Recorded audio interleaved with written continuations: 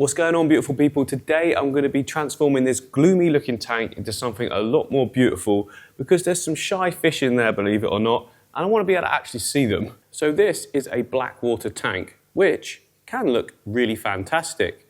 The thing is, a black water tank only looks great if you can see the fish that are in there, because they pop, they just stand out really, really well. It's kind of like their natural environment, some of the fish anyway, but they like it so much that you rarely see them. There you go back there. There's some green neon tetras and they just hide in the background constantly. Now, I don't know about you, but I keep fish to be able to see and enjoy them. And if I can't do that, then, you know, the tank just starts to look rubbish. You don't look after it, which isn't any problem to the fish. They absolutely love it. But it's just not great to look at and I don't enjoy it as much. But there is a middle ground where I can create something beautiful for me and what they will enjoy as well. So that is what we're going to do. I'm going to break it right down, scoop the fish out. There's actually way more in there than you would think. I think there's like 20 or so, maybe more. Like I say, I haven't seen them for so long, so there could be less as well. I hope not. But yeah, I need to take everything out now. I can put the fish over in the fish wall. Yeah, over here we have got an empty tank. This one will be absolutely perfect for them to go in. Sorry about the reflections, I can't really help that, but yeah, it's empty. All I've got to do is take that piece of wood out and I can scoop fish out nice and easy.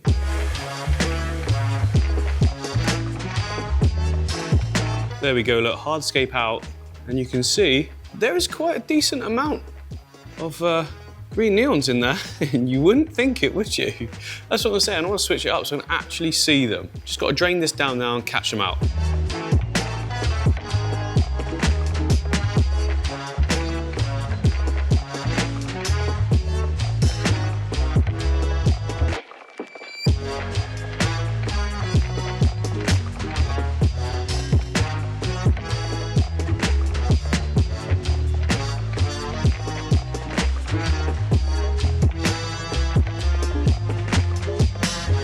So I want to give a huge thank you to today's sponsors, API and AQUARIAN.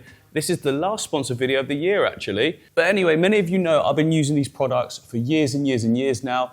Pretty much use all of them in every single build, as many of you had seen. And today is no different. We're going to be using almost everything you see here. So first of all, we're going to be putting nutrients in the substrate with root tabs, then adding nutrients to the water column with leaf zone. We've got quick start, so we can put the fish in straight away, Aqua Essential for purifying our water, and AccuClear for getting it looking like gin. Ongoing water testing and initial testing will be done with the master test kit, and we're going to be feeding the fish at the end with the AQUARIAN flake food. Small fish in this tank, so we don't actually need any of the Cory pellets or the algae wafers, but I use those in all my other tanks for big cichlids and all of my Bristol nose and things like that as well. So yeah, once again, thank you very much, API and AQUARIAN.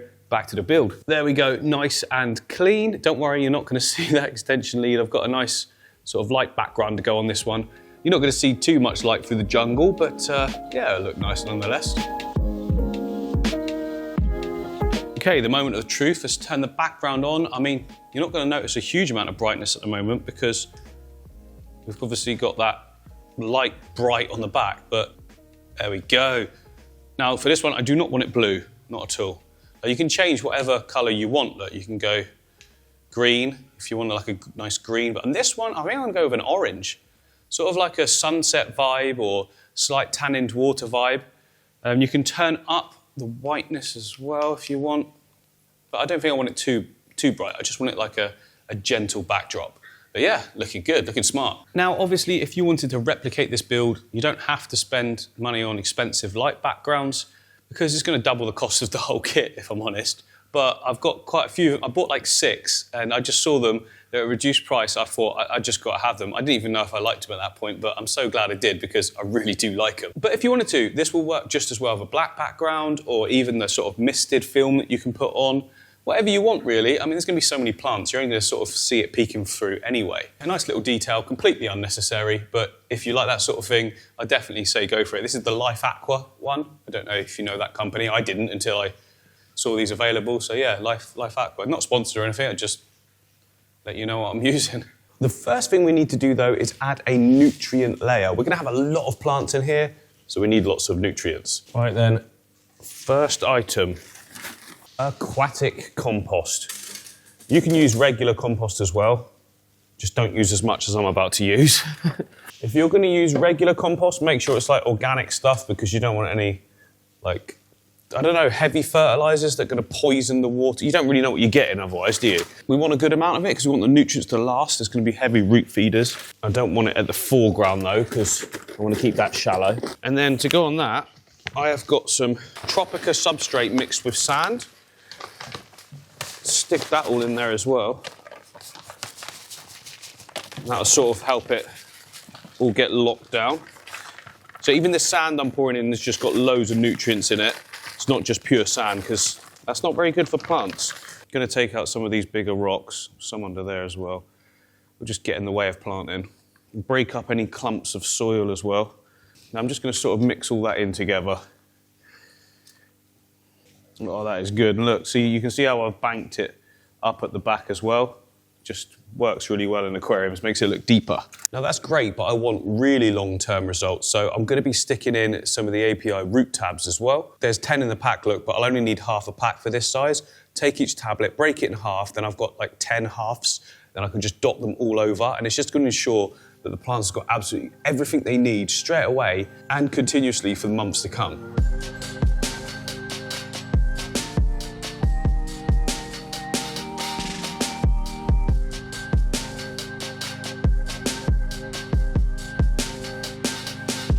And I actually want plants coming all the way into the foreground, so I'm going to put a little bit more compost down there as well.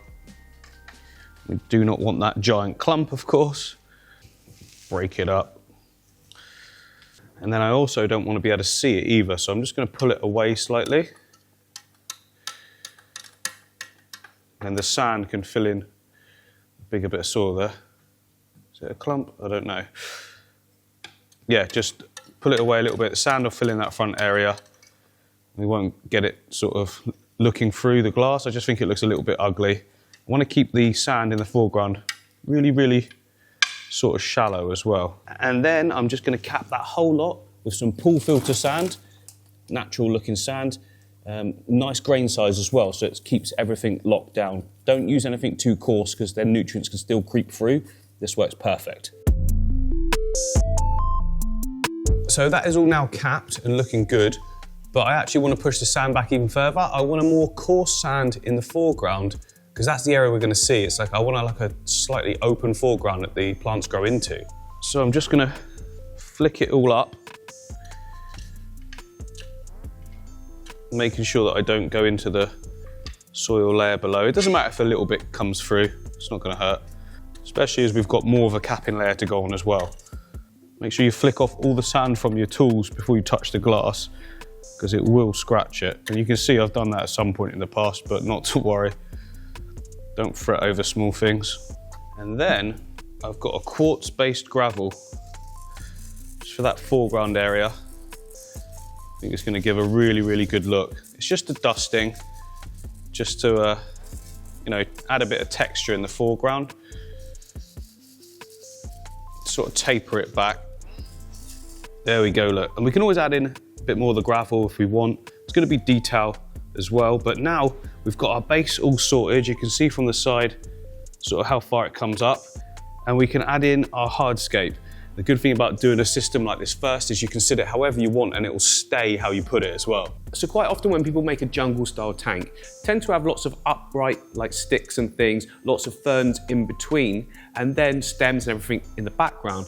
Now that works really well, and it's something I've done a lot as well because it just looks good, it works. It's like a proven method, if you like. But in this one, I'm gonna do it a little bit different. I'm gonna have the wood sort of laying down, going across each other, like it's fallen onto the jungle floor, like more like sort of vines or something like that. Lots of moss all on it, and then plants in the background, which is gonna take some time for the moss to look really good, but hopefully that happens quite quick. I mean, within a couple of weeks after putting moss on, the glue that you've used is hidden, or the string that you put around is grown around that. So it'll take a couple of weeks, but that's fine. It's about to be Christmas, so I'm not gonna be doing anything.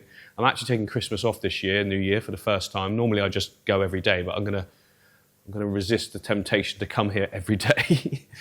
I don't normally come like all day. It's just like a few hours in the morning or whatnot. So I probably will still do that. Anyway, so I've got these awesome pieces of like gnarled manzanita wood here, and I think they will work for exactly what I'm trying to go for. We won't know until it's in, so let's put them in. Yeah, I might need to put some rocks in as well, but Let's just put some wood in just to get an idea to start with. Definitely needs to be raised up more than that. So maybe something else underneath first. Like this could work, but I definitely need rock, not wood to prop it up, because the wood laid down like that looks a bit silly. Yeah, I've got some nice pieces of Frodo stone. I'll just leave that there. That one there.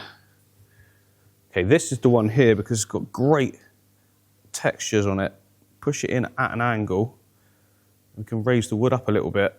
Whoever it wants to sit. Something like that will work. Bit more angle though. Not sure about this piece because it's a bit funny. Oh, it'll look better than this when the light's brought forward. Look, you can see the detail on the wood then, but I can't get in if it's there. Or saying that, I think I found an even better piece, which is even more suitable, just a lot bigger and chunkier. And it can be just one piece that, oh my goodness, it's almost two. No, can we get that? I can fit that in, but it's touching the front glass there. It looks cool though. What can I do? I can trim some off of this top section up here, and that'll allow it to sit in a bit better. This whole sort of nubbin can come off. I don't want it too squared off though, because it won't look very good. I'll try and come up with something.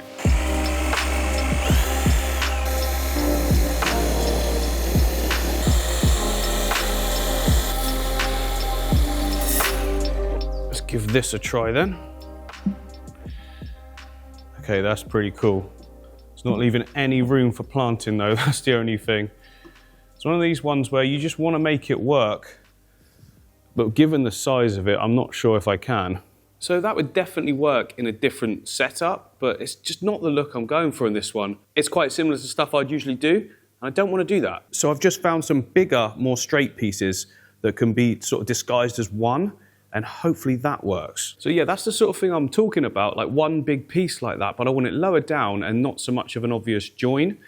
I do like that though. Maybe I can find another piece like this upright one that's not quite as big. Never mind, I think I've got it. One piece. Hopefully this works. There we go, that is much more like what I was thinking. Big pieces, laid down quite flat like they've fallen over. Then the plants in the background can be the main sort of thing you're seeing, and all in the foreground as well. A sort of shorter plants, like a forest floor, loads of mosses, maybe some more sticks for detail as well coming up, and some smaller twigs. But yeah, I like that. Just two pieces, two big, bold pieces. Great shapelet. There we go. So I've just been having a play around, and that's much more like what I was thinking. Big, chunky pieces as a platform for mosses and epiphytes. I'm hoping that it's all covered in green, like green logs. You know when you're in the woods and you just see a fallen tree completely covered in moss? I'm hoping to get to that stage at some point with all the different epiphytes on them as well. So like it's going to look pretty different to what I usually do. I'm really looking forward to it. And then a full carpet in the foreground as well. And then lots of taller plants at the back, but not fast growing. I might do to start with, but it's going to be like slower growing plants as well. I've also been careful here to make sure that there's still plants, like planting areas. So like nice little section there, and right in as well. I don't know if you can pick it out, but there's like an area in here where I can get plants into the sand. There's lots at the back there, back of that one. This side here as well, creeping over the top in that section. So yeah, I've made sure, although it looks like it's chock-a-block full, there's tons of areas for the plants to creep around all of that moss. Now this wood's actually been soaking for quite a while in other tanks, so I can just tack it with a few glue points to some of those rocks and to itself, and that'll be enough. It shouldn't be too buoyant. That's really just to stop me knocking it all around. So it's now the next day, and you can see there's some glue points. Look, just where I've used the super glue gel there. We've got one on that middle point. I basically tacked everything down to the rocks you can see. I also tacked it to that rock. I love that rock, how it's just lodged there. It looks quite real. Everything's glued to each other, but now we can start the planting. I want to do quite a bit in the foreground, so I'm just going to add a little bit more depth to this, because otherwise no plants are going to stay in that.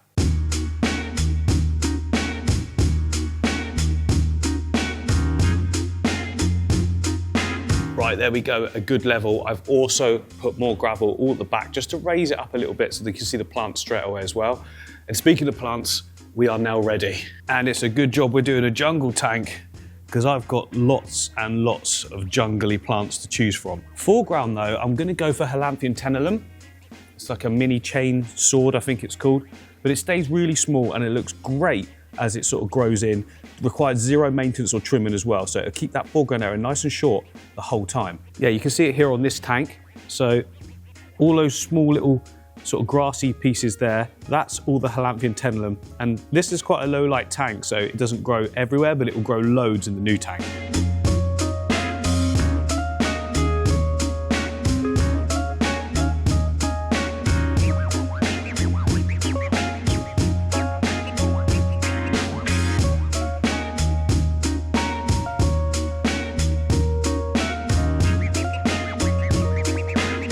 Right, that's a really, really good start. Look at that, great coverage. That's 3 pots of the lab-grown sort of easy grow plants. I'll tidy up that sort of front board a bit. It's a bit all over the place, but it's easy to do when there's water in there, to be honest.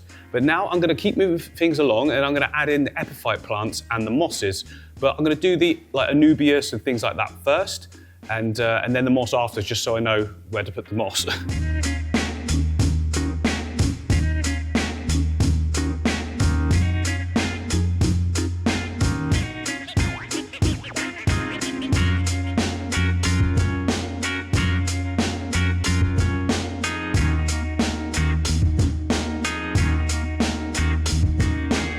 Right, excuse all the mess, we're working. But yeah, I've got my mosses here. We've got flame moss and we've got spiky moss. And what I'm gonna do is take them out of each pack. They've got like a gel in the bottom, clean that off, and then just kind of flatten the whole thing down. And then when I put glue onto the wood, I can just press it onto the glue and it should stay on there absolutely fine.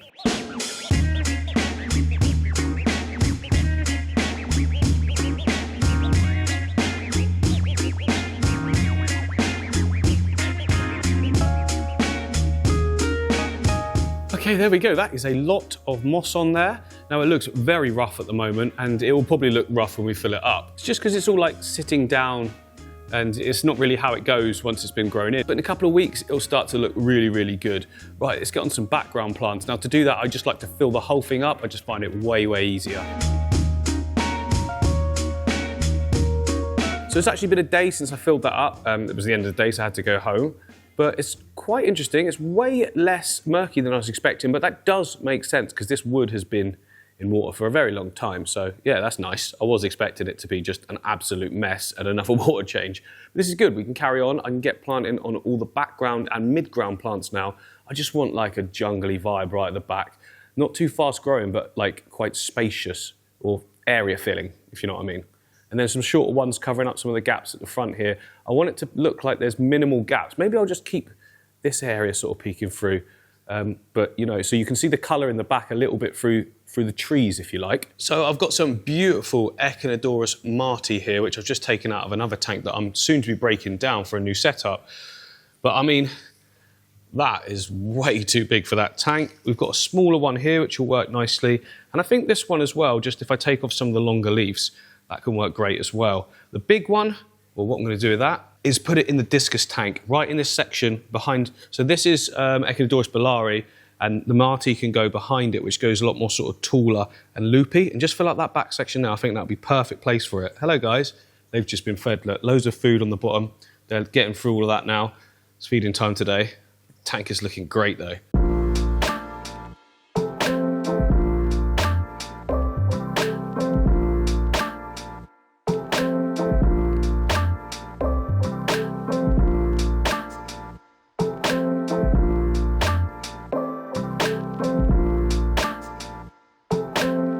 Very pleased with that. That's exactly the look I was going, well, clearer than that obviously.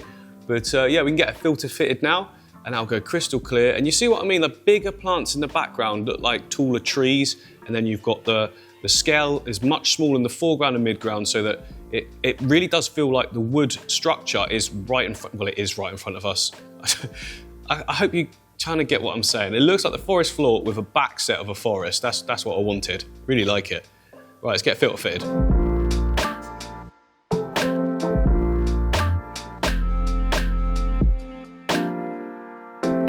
There we go. So normally a hang on the back goes on the back, but we've got the light ground there. It'll look ugly on top of it, and probably wouldn't work either. But so yeah, this is working perfectly. It's going to suck up at the back area, blow all down the front. I'm saying blow, I mean flow. But I've got this little lip I've added to it just to make sure it doesn't just batter all the plants down below. Then it just flicks nicely along the surface. And this filter's got like white filter floss in the cartridges, and it means it gets stuff nice and clear. But we can get it clear like way faster by putting in some AquaClear. Yeah, so I've got my AquaClear here. Now you only need a tiny little bit because it's very potent stuff. So for this size tank, I'll need like 5 mil, which is this much. Job done. Now, if your filter doesn't have like filter floss in it, it does need to have that. What it does is it binds all these dust particles and locks them into the filter. If you haven't got anything that will lock it, it'll just keep sort of circulating. But give this like an hour and a half and it will be like the tanks next to it, completely clear. Now all these plants are fresh in here, their root systems aren't established yet, so I'm going to put leaf zone in straight away. This is the only fertilizer I use, and for a tank this size, we just need 1 capful, and then maybe just a little touch more just for a bit of luck as well. But yeah, right, that's perfect. Just leave it now. It's going to go perfect. Right, a few hours later, and here is how we're looking. All nice and clear. This is just a nice flick of water on the top as well. Everything's stood how I want it to, actually. I was expecting some of it to be a bit funny angle, but I really like that, and I like how we're getting that tree look in the background. But we can put our fish in now. It's actually been, the total time for the build, although on camera it looks like we've done this in a few hours. It's not. It's been 4 days, something like that in total. Obviously, I'm doing other things as well. The neons are actually all doing great. They did this the last time I set up a fresh setup for them. They stay out for quite a while, and then eventually they find their own little areas and they stay in those. But they'll probably do the same in the new tank as well. So let's catch them out nice and easy. I can just take that wood out the top, and they'll be pretty simple to catch. But before we do that, what kind of jungle tank would this be without having a ton of plants all coming out the top as well? So what I've got here is just some little clips that can go over the edge of the aquarium, and they're meant for like a lid to sit on the flat part there. But what I'll do is just drill some holes, and then I can put some plants through the holes, and then they'll sit nicely on the lip of the aquarium and not have to be rammed into Hardscape or anything. I can just put them anywhere. So yeah, I'm gonna do that.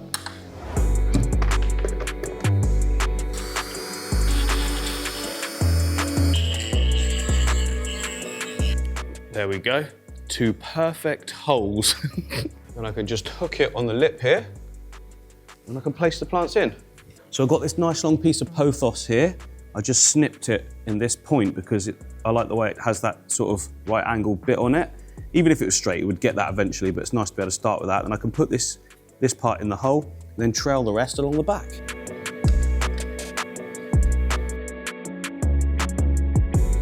And just like that, we've made the whole tank look more vibrant, a bit more exciting, like it's genuinely been there a long time, and we've got all these plants going out the top as well. And I'm pretty sure everything is going to be perfect in the water, like the water quality I'm meaning. But before I put any fish in, first thing I do is always use my master test kit, freshwater master test kit from API, and I'll test the water just to be sure. There could be something leaching from the substrate that I don't know about. It's highly unlikely because I've done this a lot of times. But still, I'd need to know, don't I? Before we put livestock in, let's do the test.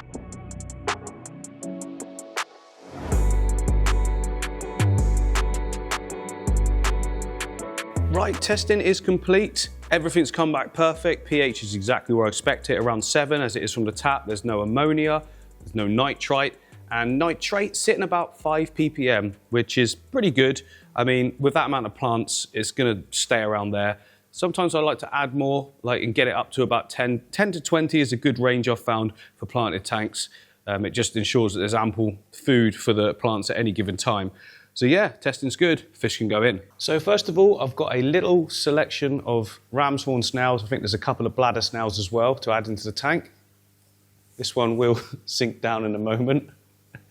It's got a nice bluey sort of tone to that one. But yeah, they're going to be great at just eating any sort of dead, decaying plant matter and just algae in general. They're going to multiply in there, but they'll only get to a level of how much you feed. So if you overfeed your tank, you get a load of snails. If you feed it right, they just stay at a certain level. And then we have got the green neons. I don't know what they're going to do. If they're going to hide, we shall soon find out. Lost a little bit of colour there, but that's to be expected. And they're probably going to hide. And then finally, because as you can see, they've all hidden already, I'm going to be adding in my Endlers from next door. These will act as a diver fish, but also give a bit more interest to the tank. We've got males and females here, look. There's way more females, but we've got some really good males in there as well. And they're just going to give us a little bit more to the tank so that then when we do see the neons, it's a nice surprise. So it's essentially turned into a Endler tank. But I'm sure they'll come out now. Like, they've not been in with other fish before, so now that they have got these like other fish that are clearly out in the open, not in any danger, I think we'll see them a bit. Well, yeah, look, there's already a neon there showing itself. So that's good. Look, coming to the front as well. Brilliant. So now that the fish are in, I'm going to be adding in some quick start. This is beneficial bacteria. And I always do it just whenever I'm setting up either new tanks or even rescaping a tank, just to make sure. So what this is going to do now is just seed all of that substrate system. It's going to get in the filter. It's going to go on every surface. I've been using it for years and years now, and I never get fish losses when I start up. Now, that doesn't mean I'm not going to remain vigilant. I'll still be testing with the test kit every day for probably a week. I'll just be testing for nitrite and for ammonia. If I see rises in either one of those, I'll just whip the water down and bring it back up again. I'm not expecting to see that at all, to be honest. With the amount of plants we've got in here, we've got all the plants coming out the top as well. They just suck up ammonia and nitrate, so it's all used as food and growth for the plants. But like I say, you still got to check. There's livestock, you've got to make sure. How do you know otherwise? Normally you won't know until it's too late unless you're testing. That's what I find anyway. But look at that. The Endlers have definitely done the trick. All of the neons are out. Now, like I say, whenever I do a new setup, they do tend to come out like quite quickly like this. But hopefully this will remain, and like hopefully I'll come back tomorrow and they're all still going to be out. So yeah, it's the next day, and look, all the fish are still out. I've got a really good feeling about this. Although, like I say, I always see them out in new tanks, the neons. They're not normally this active and freely moving around. You know, they've got like a buzz about them, and I think that's definitely due to the diverfish, which has worked a treat. I was going to be putting some rummy nose in there with them, but I just felt the tank was a little bit too small. Rummies really do like to swim left and right. As you can see here in this tank that I made for them, it's a lot bigger, look, and they've got way more space to properly swim around. I don't think it would be, obviously they'd be okay in a smaller tank, but they're not going to enjoy it as much, so I think this is the right one for those. And obviously Endlers just sort of swim wherever they want. They're kind of an all over the tank, which is one of the great things about them, along with their colour and their relatively low cost. Everyone sort of loves an Endler, don't they? Look at that. Look at the neons there. Oh, it's worked out brilliantly. Love the tank. But it's now time to give the fish their first feed. And for that, we have got, oh, I nearly dropped it, AQUARIAN flake food. It's the tropical and temperate flake food. This is like for smaller fish, I'd say, because you can crumble it all up. For big cichlids and fish like that, I always go with the pellet because it's more nutrient dense and they gobble that up. But all the small fish, they get your flake food. It's been over a day since their last feed, and they all know the taplet, so they know what's coming. Just take a little pinch, and I just break it up in my fingers in the surface like that. Yeah, even the neons are going for it, which is brilliant. Give them a nice big feed. Why not? It's all nutrients for the plants, isn't it? Right, that's a good amount. There we go. Feeding frenzy. Oh, they're going to have nice big bellies. Look at that, really going for it. Most of that food is now gone already, but you would expect that. You can already see their bellies are all full, so yeah, good feed. Yeah, they love it. Anyway, I'll leave you now with a final few shots for those of you that just want to see the tank with me shutting up. Don't forget to subscribe, guys, if you've enjoyed the video, if you feel like I've earned it or anything. It really does help the channel, and I'll see you on the next one.